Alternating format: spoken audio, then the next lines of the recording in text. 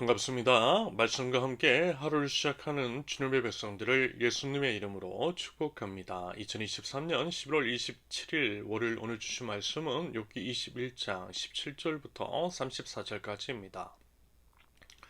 악인의 등불이 꺼짐과 재앙이 그들에게 닥침과 하나님이 진노하사 그들을 공고하게 하심이 몇 번인가. 그들이 바람 앞에 검불같이 폭풍에 날려가는 겨같이 되었도다.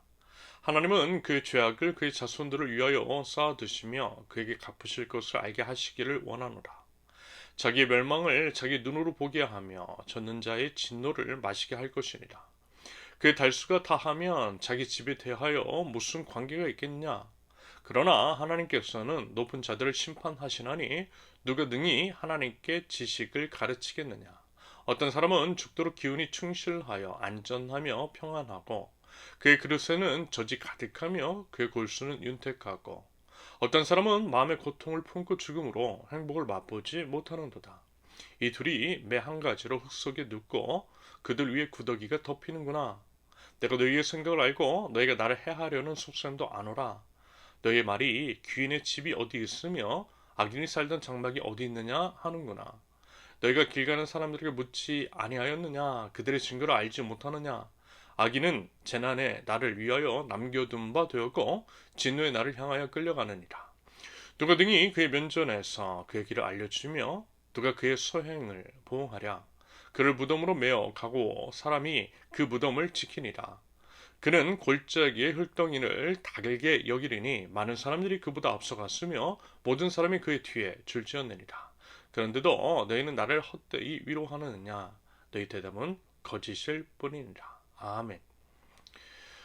소발의 두 번째 공격에 대한 욥의 반박, 그 두 번째 시간입니다. 어제 이제 주일 말씀에서 이런 말씀을 드렸죠. 악인의 형통에 대해서 말입니다. 악인이 심판을 받는다고 하나님께서 악인을 심판하시는 것이라고. 그러므로 심판을 받는 자는 악인이라는 식으로 욥의 이제 새 친구들이 이야기하는 것들에 대해 욥은 오히려 그렇지 않다라고. 현실 세계에서는 악인이 형통하는 일이 있더라는 식으로 말하더라고 말입니다. 말하자면 오늘 본문도 그와 같은 맥락의 진술이 이어집니다. 심판을 받아야 할 악인이 오히려 형통하고 승승장구하는데 그렇다고 한다면 도대체 그것을 어떻게 설명할 수 있겠느냐라는 거죠. 새 친구들의 논리, 그들의 논리에 따른 도식에는 전혀 맞지 않는 이 상황을 말입니다. 그러면서 아마 지난번에 한번 언급을 드린 것 같은데요. 욥은 새 친구들의 속셈, 그들이 이제 주장하는 바와 그것의 논리로 삼고 또 전제하는 것들을 간파하면서 이런 이야기를 합니다. 27절을 보면 내가 너희의 생각을 알고 너희가 나를 해하려는 속셈도 아노라. 무슨 얘기죠? 욥이요, 너희의 생각, 새 친구의 이제 생각을 안 돼요. 그럼 무슨 생각을요? 욥을 해하려는 속셈을 말입니다. 그 음흉한 속셈을 이미 다 알고 있다라는 것입니다. 그래서 결국 새 친구들이 악인은 심판을 받고 심판을 받는 자는 그가 악인이라는 증거일 수 있으며 그러므로 현재 욥이 심판을 받고 있으니 욥은 악인이라는 식의 논리를 끌어다 맞추기 위해 그전지 그렇게 교과서적인 답만 읊어대면서 욥 자신을 공격하고 있더라는 거예요. 결국 악인 은은하지만 악인은 다름 아닌 욥 너라는 것 그래서 꼴 좋다라고 하는 식의 이야기를 하고 싶은 것이 아니겠느냐며 그들의 악하고 매정한 속마음을 꼬집습니다.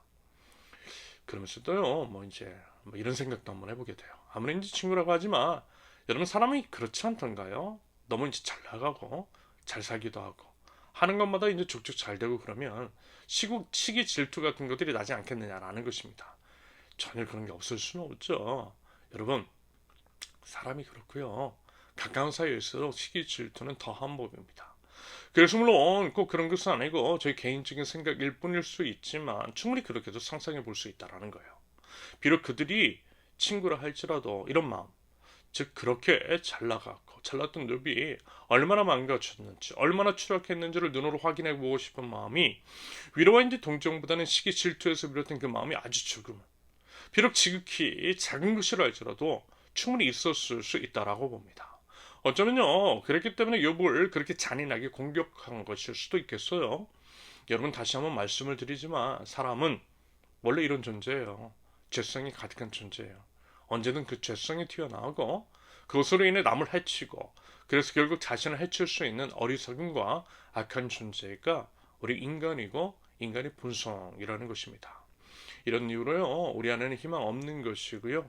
오직 예수님에게만 희망이 있는 까닭입니다. 아무튼 이제 요번요, 그와 같은 이제 이야기를 이어나가면서 현실 속에서 드러나는 일들을 실례로 들며 새 친구들의 주장을 하나하나씩 박살내고 있습니다. 현실은 그렇지 않다라는 거예요. 이런 일들은 사실 우리도 익히 듣고 보고 경험하고 있는 일들입니다. 여러분 그렇지 않습니까? 악인이 꼭 심판을 받는 것은 아니잖아요. 오히려 떵떵거리면서 살고 무소불위의 권력을 휘두르고 선량한 시민을 학살하기로 했던 자가 오래 장수하면서 누릴 것 다 누리고서 사고나 참여 없이 그렇게 잘 먹고 잘 살다가 죽잖아요. 요즘 이제 서울의 봄이라고 하는 영화가 핫하다는데요. 그 영화의 이제 모델이 된 실존 인물이 그냥 그렇지 않다는 거예요. 그리고 그들의 자손 선량한 시민의 희생으로 얻어낸 그들이 남긴 어마어마한 재산으로 호의호식하며 부와 권력을 대물림하고 있음을 우린 봅니다. 써도 줄지 않는 그 돈을 펑펑 쓰면서 말이죠. 여러분 이런 것들이 얼마나 많더냐는 겁니다. 반대로 정말 이제 성실하게 살았던 사람들은 부당한 해고를 당하고 분명한 이제 피해자임에도 불구하고 정당한 보상조차 받지를 못하고서 그렇게 힘겹게 살아가고 있다는 거예요. 그러면서 욥이 이런 얘기를 하죠. 30절을 보면 악인은 재난의 날을 위하여 남겨둔 바 되고 진노의 날을 향하여 끌려가느니라. 악인들은요, 하나님이 재앙을 내리셔도 남겨지더라는 거예요. 살아남더라는 거예요, 끝까지. 31절 누가 능히 그의 면전에서 그의 길을 알려주며 누가 그의 소행을 보응하랴. 그런 악인들에게는요, 훈계하는 사람들도 없대요. 그들을 바르게 징계하는 사람도 없다라는 것입니다. 32절과 33절을 보면 그들 무덤으로 메어가고 사람이 그 무덤을 지키리라. 그는 골짜기의 흙덩이를 달게 여기니 많은 사람들이 그보다 앞서갔으며 모든 사람이 그의 뒤에 줄지었느니라. 설령 그 사람이 죽게 되어도 수많은 조문객들이 줄지어 따르고 좋은 것에 묻히게 되더라는 거예요. 정확한 지적 및 진술입니다. 아무튼 이런 맥락에서 봤을 때 새 친구들이 이야기하는 논리가 전혀 성립하지 않고요. 설득력이 없다라고 하는 것을 분명하게 꼬집고 있는 욥입니다. 그래서 결국 우리는요, 욥의 새 친구들이 하는 말을 다시 한번 이렇게 해석할 수 있는 것이겠죠. 그들의 목적은 욥을 완전히 무너뜨리려고 하는 것임을 말입니다. 지금 이제 기회다 싶어서 그렇게 하는 것일 수 있겠다라는 것입니다. 아니면 그들은 이제 우물 안의 개구리, 온실의 화초처럼 비를 들자면 교회 안에만 고생 한번 해본 적이 없고 그래서 이제 회의와 의문 같은 것은 한 번도 가져본 적이 없는 사람일 수도 있겠어요. 어찌됐든 두 경우 모두 참으로 어리석고 좁은 현실 인식 및 하나님에 대한 좁은 이해가 아닐 수 없겠습니다. 안타깝게도 이런 사람들이 교회 안에 상당히 많더라는 것. 여러분, 우리가 이제 욥기를 통해서 계속 봐야 하고요. 또 염두에 두어야 할 것은 겸손일 것 같아요.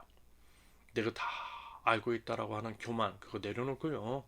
오히려 나는 아무것도 모른다라고 하는 것은 인정하는 그런 겸손의 태도. 여러분 그런 것들이 있을 때 결국 판단과 정죄가 아니라 공감과 이해와 포용이 있을 수 있지 않을까라는 생각을 해보게 됩니다. 부디 겸손의 태도로 하나님께서 우리에게 마땅히 바라시는 바 사랑으로 서로를 감싸 안을 수 있는 저와 여러분들이 되실 수 있기를 예수님의 이름으로 축원합니다. 함께 기도합니다. 하나님 아버지, 저희가 알고 있는 그리고 또 보고 있는 것이 전부가 아님을 알고 저희 한계를 겸허하게 인정하며 우리 주 예수 그리스도께서 보여주신 사랑의 본을 따라 서로에게 귀를 기울이고 이해하고 포용할 수 있는 그렇게 서로를 살리고 세워나갈 줄 아는 하나님 나라 백성들 저희 되게 하옵소서. 하나님 저희들 겸손하길 원합니다. 하나님과 사람 앞에 겸손한 자세와 태도를 견지하며 주님의 뜻을 이뤄나갈 줄 아는 저희가 될 수 있도록 우리 하나님 주님의 길로 저희를 인도하여 주시옵소서. 작은 자아를 깨뜨리고 크고 넓으신 주님을 경험하며 또 주님을 드러내는 저희들 되게 하옵소서. 예수님의 이름으로 기도합니다. 아멘. 하나님께서 오늘 주신 말씀과 각자의 기도 제목을 넣고 우리 잠시 기도합니다.